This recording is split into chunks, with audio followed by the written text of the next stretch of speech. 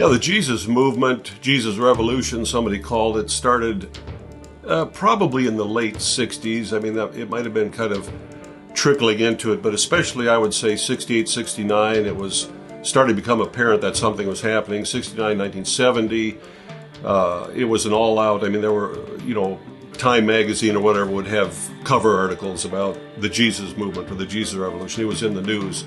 Of course, they looked at it as, okay, the kids have been into rebellion, they've been into drugs, now they're into this. They kind of conceded that now they're after a spiritual thing, but I don't think they really understood to what extent that it really was a truly spiritual thing. Now, as is always the case, if God's doing something, the enemy's always got a counterfeit or a counterpart to it. There were some real problems with some really out-of-whack Christian, communal, cultish organizations.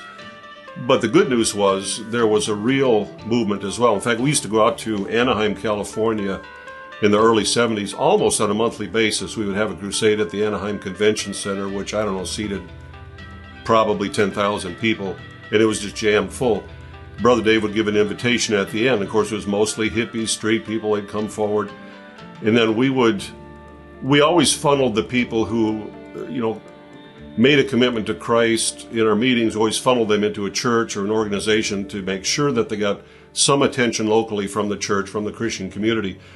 Well, the church historically is slow, and that's not necessarily a bad thing, but you can kind of imagine that all of a sudden you have these long-haired, bearded, stoned, strangely dressed, flower children, hippie types that are showing up at churches. The churches didn't know what to do. Generally, they would just start preaching to them. You need to cut your hair. You can't look like that. You can't dress like that. I dealt with that. I wasn't even a hippie. I mean, my hair was a lot longer, but if I played an electric guitar, that was controversial. Oh, Dallas, please don't play an electric guitar. Could you play an acoustic guitar?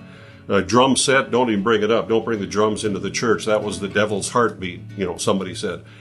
So it was a very, very different time. So churches like Calvary Chapel in particular, Chuck Smith, to some degree, I think he probably built that church on a lot of the hippies that were getting saved in these other meetings. And that was a good thing.